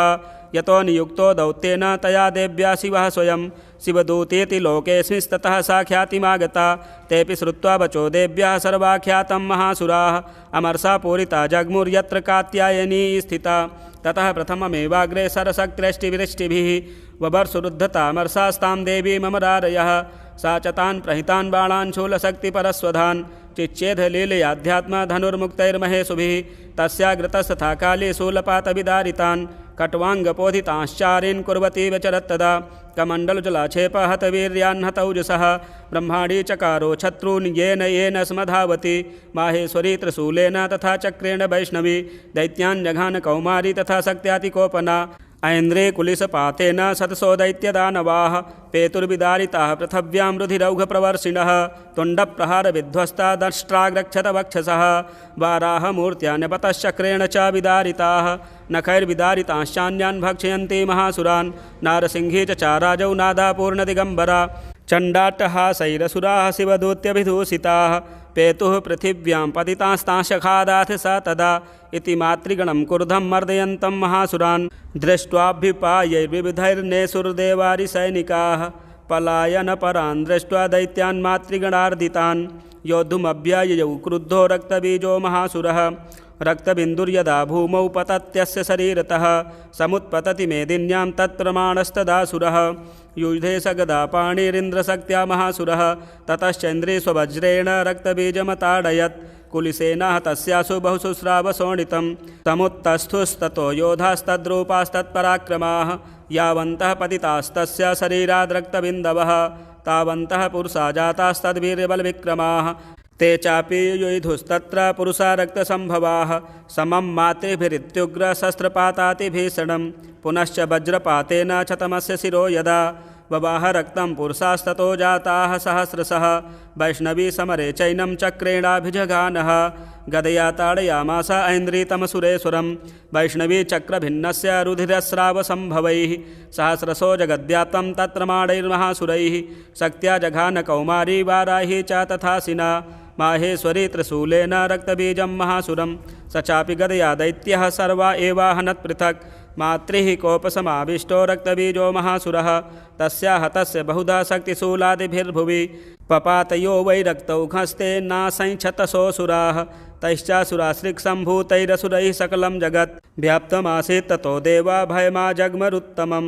तान् विष्णान् सुरान् दृष्ट्वा चण्डिका प्राह सत्वरा उवाच कालीं चामुण्डे विस्तीर्णं वदनं कुरु मच्छस्त्रपातसम्भूतान् रक्तबिन्दून् महासुरान् रक्तबिन्दोः प्रतीक्षत्वं वक्त्रेणानेन वेगिना भक्षयन्ति चररणे तदुत्पन्नान् महासुरान् एवमेष क्षयं दैत्यः क्षीणरक्तो गमिष्यति भक्ष्यमाणास्त्वया चोग्रा न चोत्पश्यन्ति चापरे इत्युक्त्वा तां ततो देवी शूलेनाभिजगानतं मुखेन काली जगृहे रक्तबीजस्य शोणितं ततो सा वा जघानाथ गदया तत्र चण्डिकां न चास्या वेदनां चक्रे गदापातोऽल्पिकामपि तस्या हतस्य देहातु बहुशुश्रावशोणितं यतस्ततस्तद्वक्त्रेण चामुण्डा सम्प्रतीक्षति मुखे समुद्गता येस्या रक्तपातान् महासुराः तांश्च खादाथ चामुण्डा पपौ तस्य च शोणितं देवी शूलेन वज्रेण बाणैरसिभिरिष्टिभिः जघान रक्तबीजं तं चामुण्डा पीतशोणितं स पपात महीपृष्ठे शस्त्रसङ्घसमाहतः नीरक्तश्च महीपाल रक्तबीजो महासुरः ततस्ते हर्षमतुलमवापुस्त्रिदशा नृप तेषां मातृगणो जातो ननर्ता शृङ्गमदोद्धतः। ॐ श्रीमार्कण्डेयपुराणे अष्टमोऽध्यायः अथ नवमोऽध्यायः। ॐ बन्धूककाञ्चननिभं रुचिराक्षमालां पाशाङ्कुशौ च वरदां निजबाहुदण्डैः बिभ्राणमिन्दुसकलाभरणं त्रिनेत्र मर्धाम्बिके समनिशं वपुराश्रयामि। ॐ नमश्चण्डिकायै। ॐ राजोवाच विचित्रमिदमाख्यातं भगवन् भवता मम देव्याश्चरितमाहात्म्यं रक्तबीजवदाश्रितं भूयश्चेक्षाम्यहं श्रोतुं रक्तबीजे निपातिते चकार शुम्भो यत्कर्म शुम्भश्चातिकोपनः। ऋषिरुवाच चकारकोपमतुलं रक्तबीजे निपातिते शुम्भासुरो निशुम्भश्च हते स्वन्येषु चाहवे हन्यमानं महासैन्यं विलोक्यामर्षमुद्वहन् अभ्यधावन्निशुम्भोऽथ मुख्यया सुरसेनया तस्याग्रतस्तथा पृष्ठे पार्श्वयोश्च महासुराः सन्दष्टौष्टपुटाः क्रुद्धा हन्तुं देवीमुपाययुः आजगाम महावीर्यः शुम्भोऽपि स्वबलैर्वृतः निहन्तुं चण्डिकां कोपात् कृत्वा युद्धं तु मातृभिः ततो युद्धमतीवासीत् देव्या शुम्भनिशुम्भयोः सर्वर्षमतीवोग्रं मेघयोरिव वर्षतोः चिच्छेदास्ताञ्छरास्ताभ्यां चण्डिका स्वसरोत्करैः ताडयामास चाङ्गेषु शस्त्रौघैरसुरेश्वरौ निशुम्भो निस्तं खड्गं चर्म चादाय सुप्रभम् आताडयन्मूर्ध्नि सिंहं देव्या वाहनमुत्तमं ताडिते वाहने देवी क्षुरप्रेणासिमुत्तमं निशुम्भस्यासु चिच्छेद चर्म चाप्यष्टचन्द्रकं छिन्ने चर्मणि खड्गे च शक्तिं चिक्षेपसोऽसुरः तामप्यस्य दुधा चक्रे चक्रेणाभिमुखागतां कोपाधुमातो निशुम्भोऽथ शूलं जग्राह दानवः आयातं मुष्टिपातेन देवी तच्चाप्यचूर्णयत् आविध्याथ गदां सोऽपि चिक्षेपचण्डिकां प्रति सापि देव्या त्रिशूलेन भिन्ना भस्मत्वमागता ततः परशुहस्तं तमायान्तं दैत्यपुङ्गवम् आहत्य देवी बाणौघैरपातयत भूतले तस्मिन् निपतिते भूमौ निशुम्भो भीमविक्रमे भ्रातर्यतीव संक्रुद्धः प्रयौहन्तुमम्बिकां सरथस्तथात्युच्चैर्गृहीत परमायुधैः भुजैरष्टाभिरतुलैर्व्याप्यासे सम्बभौ नभः तमायान्तं समालोक्य देवी शङ्खमवादयत् ज्याशब्दं चापि धनुश्चकारातीव दुःसहं पूरयामास ककुभो निजघण्टा स्वनेन च समस्तदैत्यसैन्यानां तेजोबदविधायिना ततः सिंहो महानादैस्त्याजिते महामदैः पूरयामास गगनं गां तथैव दिशो दश ततः काली समुत्पत्य गगनं क्षमामताडयत् कराभ्यां तन्निनादेन प्राक्स्वनास्ते तिरोहिताः अट्टाटहासमशिवमशिवदूती चकारः तैः शब्दैरसुरास्त्रेषु शुम्भकोपं परं ययौ दुरात्मतिष्ठतिष्ठेति व्याजहाराम्बिका यदा तदा जयेतभिहतं देवैराकाशि संस्थितैः शुम्भेनागत्य या शक्तिर्मुक्ता ज्वालातिभीषणा आयान्ति वह्निकूटाभासा निरस्ता महोल्कया सिंहनादेन शुम्भस्य व्याप्तं लोकत्रयान्तरम् निर्घातनिः स्वनो घोरो जितवानवनीपते शुम्भमुक्ताञ्छरान् देवी शुम्भस्तत्प्रहिताञ्छरान् चिच्छेद स्वशरैरुग्रैः शतशोऽथ सहस्रशः ततः सा चण्डिका क्रुद्धा शूलेनाभिजगानतं स तदाभिहतो भूमौ मूर्छितो निपपातः ततो निशुम्भः सम्प्राप्य चेतनामात्तकार्मुकः आजघान शरैर्देवीं कालीं केसरिणं तथा पुनश्च कृत्वा बाहूनामयुतं धनुजेश्वरः चक्रायुधेन दितिश्चादयामास चण्डिकां ततो भगवती क्रुद्धा दुर्गा दुर्गार्तिनाशिनी चिच्छेद तानि चक्राणि स्वशरैः सायकांश्च तान् ततो निशुम्भो वेगेन गदामादाय चण्डिकाम् अभ्यधावत वैहन्तुं दैत्यसेना समावृतः तस्या पतत एवासु गदां चिच्छेद चण्डिका खड्गेन सितधारेण स च शूलं समाददे शूलहस्तं समायान्तं निशुम्भममरार्दनं हृदि विव्याधशूलेन वेगाविद्धेन चण्डिका भिन्नस्य तस्य शूलेन हृदयान्निःसृतोपरः महाबलो महावीर्यस्तिष्ठेति पुरुषो वदन् तस्य निष्क्रामतो देवी प्रहस्य स्ववनत्ततः शिरश्चिच्छेद खड्गेन ततो सावपतद्भुवि ततः सिंहश्च खाद्रोगं दष्ट्राछुण्डशिरोधरान् असुरांस्तांस्तथा काली शिवदूती तथा परान् कौमारी शक्तिनिर्भिन्नाः केचिन्ने सुरमहासुराः ब्रह्माणी मन्त्रपूतेन तोयेनान्ये निराकृताः माहेश्वरी त्रिशूलेन भिन्नाः पेतुस्तथा परे वाराही तुण्डघातेन केचिच्चूर्णीकृता भुवि खण्डं खण्डं च चक्रेण वैष्णव्यादानवाः कृताः वज्रेण चैन्द्री हस्ताग्रविमुक्तेन तथा परे केचिद्विने सुरसुराः केचिन्नष्टा महाहवात् भक्षिताश्चापरे काली शिवदूती मृगाधिपैः। ओं श्रीमार्कण्डेयपुराणे नवमोऽध्यायः। अथ दशमोऽध्यायः। ओं उत्तप्तहेमरुचिरां रविचन्द्रवह्निः नेत्रां धनुषसरयुताङ्कुशपाशशूलं रम्यैर्भुजैश्च दधतीं शिवशक्तिरूपां कामेश्वरीं हृदि भजामि धृतेन्दुलेखाम्। ओं नमश्चण्डिकायै। ओं ऋषिरुवाच निशुम्भं निहतं दृष्ट्वा भ्रातरं प्राणसंमितं हन्यमानं बलं चैव शुम्भः क्रुद्धो ब्रवीद्वचः बलाबले पादुष्टे त्वं मा दुर्गे गर्वमावह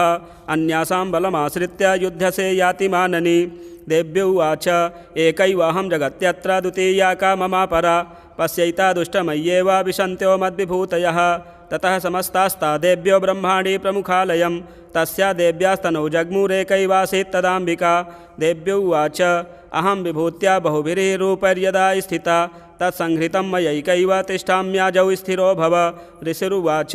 ततः प्रववृते युद्धं देव्याः शुम्भस्य चोभयोः पश्यतां सर्वदेवानामसुराणां च दारुणं सर्वर्षैः सितैः शस्त्रैस्तथास्त्रश्चैव दारुणैः तयोर्युद्धमभूत् भूयः सर्वलोकभयङ्करं दिव्यान्यस्त्राणि सत्सो मुमुचे यान्यथाम्बिका बभञ्जतानि दैत्येन्द्रस्तत्प्रतिघातकर्तृभिः मुक्तानि तेन चास्त्राणि दिव्यानि परमेश्वरी बभञ्जलीलयैवोग्रहुङ्कारोच्चारणादिभिः। ततः सरसतैर्देवी माक्षादेति सोऽसुरः सापि तत्कुपिता देवी धनुश्चिच्छेद चेषुभिः छिन्ने धनुषि दैत्येन्द्रस्तथा शक्तिमथा ददे चिच्छेद देवी चक्रेण तामप्यस्य करे स्थितां ततः खड्गमुपादाय शतचन्द्रं च भानुमत् अभ्यधावत् तदा देवीं दैत्यानामधिपेश्वरः तस्या पतत एवासु खड्गं चिच्छेद चण्डिका धनुर्मुक्तैः सितैर्बाणैश्चर्मचार्ककरामलं हताश्वः स दता दैत्यश्छिन्नधनवा विसारथिः जग्राहमुद्गरं घोरमम्बिका निधनोद्यतः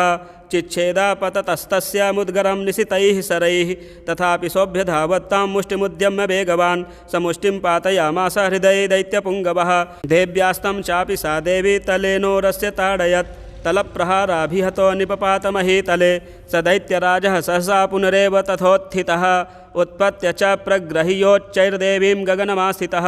तत्रापि सा निराधारा युधे तेन चण्डिका नियुद्धं केथदा दैत्यश्चण्डिका च परस्परं चक्रतुः प्रथमं सिद्धमुनिविस्मयकारकं ततो नियुद्धं सुचिरं कृत्वा तेनाम्बिका सह उत्पात्य भ्रामयामास चिक्षेपधरणीतले सचिप्तो धरणीं प्राप्य मुष्टिमुद्यम्य वेगितः अभ्यधावत दुष्टात्मा चण्डिका निधनेक्षया तमायान्तं ततो देवी सर्वदैत्यजनेश्वरं जगत्यां पातयामास भित्त्वा शूलेन वक्षसि सगतासूपपातोर्व्यां देवी शूलाग्रवीक्षतः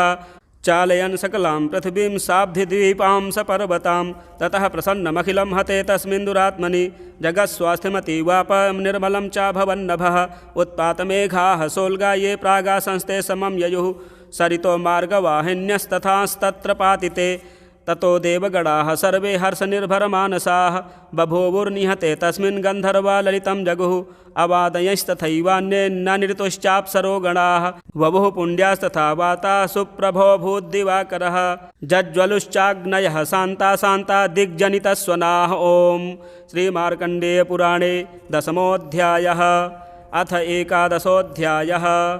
ॐ बालरविद्युतिमिन्दुकिरीटां तुङ्गकुचां नयनत्रययुक्तां स्मेरमुखीं वरदाङ्कुशपाशा भीतिकरां प्रभजे भुवनेशीम्। ॐ नमश्चण्डिकायै। ॐ ऋषिरुवाच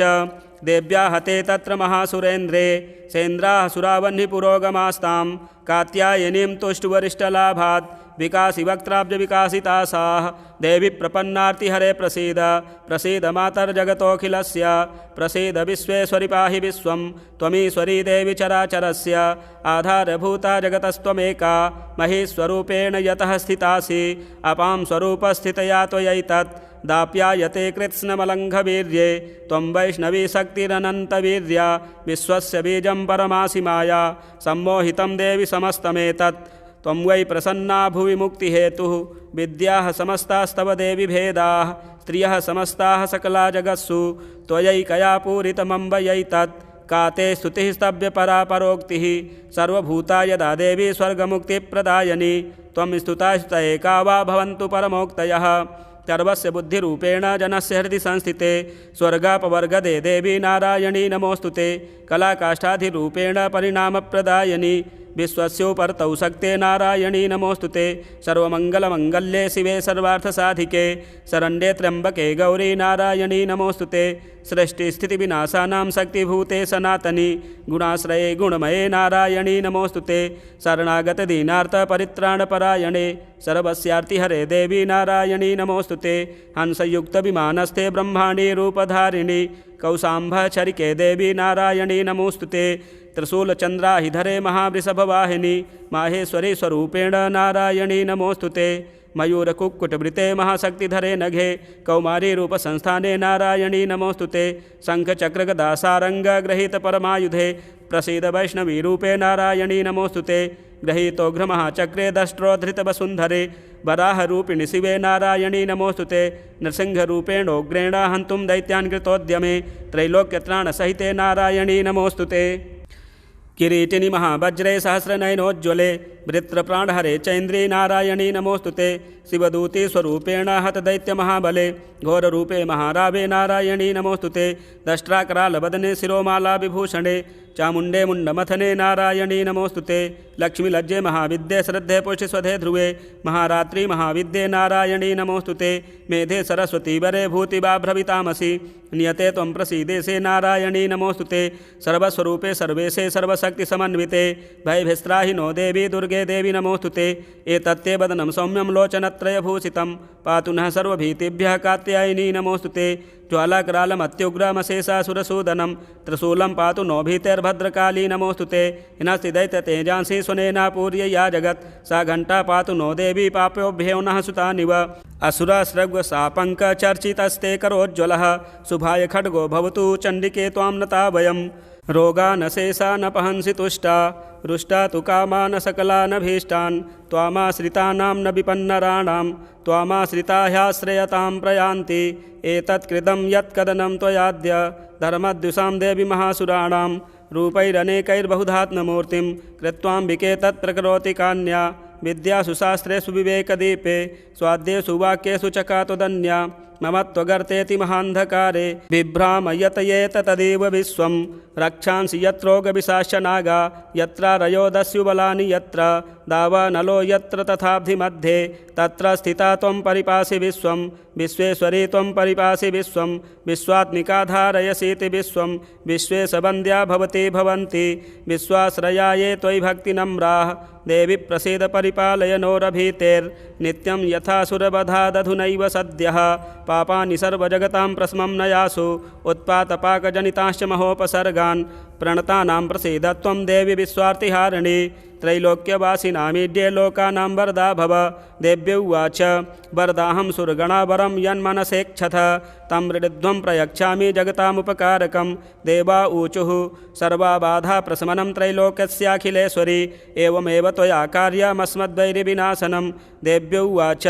वैवस्वतेऽन्तरे प्राप्ते अष्टाविंशतिमे युगे शुम्भो निशुम्भश्चैवान्या उत्पश्येते महासुरौ नन्दगोपगृहे जाता यशोदागर्भसम्भवा ततस्तौ नाशयिष्यामि विन्ध्याचलनिवासिनी पुनरप्यतिरौद्रेण रूपेण पृथिवीतले अवतीर्य हनिष्यामि वैप्रचिन्तांस्तु दानवान् भक्षयन्त्याश्च तानुग्रान् वैप्रचिन्तान् महासुरान् रक्तादन्ता भविष्यन्ति दाडिमी कुसुमोपमाः ततो मां देवता स्वर्गे मर्त्यलोके च मानवाः स्तुवन्तो व्याहरिष्यन्ति सततं रक्तदन्तिकां भूय च शतवार्षिक्या मनावृष्ट्या मनम्बसि मुनिभिः संस्तुता भूमौ सम्भविष्याम्य योनिजा ततः सतेन नेत्राणां निरीक्षेष्यामि यन्मुनीन् कीर्तयिष्यन्ति मनुजाः सताक्षेमिति मां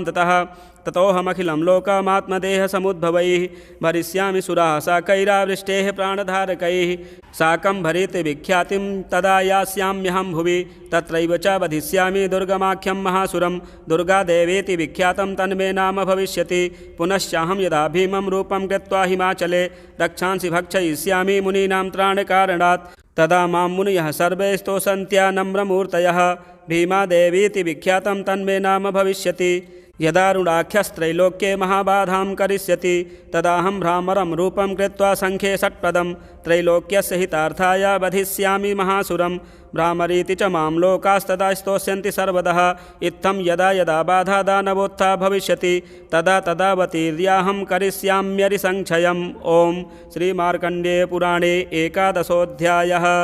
अथ द्वादशोऽध्यायः। ॐ विद्युद्दामसमप्रभां मृगपतिः स्कन्धस्थितां भीषणां कन्याभिः करवालखेटविलसद् धस्ताभिरासेवितां हस्तैश्चक्रगदाशिखेटविशिखाश्चापं गुणं तर्जनीं बिभ्राणां मनलात्मिकां शशिधरां दुर्गां त्रिनेत्रां भजे। ॐ नमश्चण्डिकायै। ॐ देव्य उवाच एभिस्तवैश्च मां नित्यं स्तोष्यते यः समाहितः तस्याहं सकलां बाधां नाशयिष्यामि संशयं मधुकैटभनाशं च महिषासुरघातनं कीर्तयिष्यन्ति ये तद्वद्वधं शुम्भनिशुम्भयोः अष्टम्यां वा चतुर्दश्यां नवम्यां चैकचेतसः श्रोष्यन्ति चैव ये भक्त्या मम माहात्म्यमुत्तमं न तेषां दुष्कृतं किञ्चित् दुष्कृतोत्था न चापदः भविष्यति न दारिद्र्यं न चैवेष्टवियोजनं शत्रुतो न भयं तस्य दस्युतो वा न राजतः न शस्त्रानलतो यौघात् कदाचित् सम्भविष्यति तस्मान्मैतन्माहात्म्यं पठितव्यं समाहितैः श्रोतव्यं च सदा भक्त्या परं स्वस्त्यैनं हि तत् उपसर्गान् शेषास्तु महामारी समुद्भवान् तथा त्रिविधमुत्पातं माहात्म्यं समयेन्मम यत्रैतत् पठ्यते सम्यग् नित्यमायतने मम सदा न तद्विमोक्ष्यामि सान्निध्यं तत्र मे स्थितं बलिप्रदाने पूजायामग्निकार्ये महोत्सवे सर्वं ममैतच्चरितमुच्चार्यं श्राव्यमेव च जानता जानता वापि बलिपूजां तथा कृतां प्रीतीक्षिष्याम्यहं प्रीत्या वह्निहोमं तथा कृतं शरत्काले महापूजा क्रियते या च वार्षिकी तस्यान्ममैतन्माहात्म्यं श्रुत्वा भक्तिसमन्वितः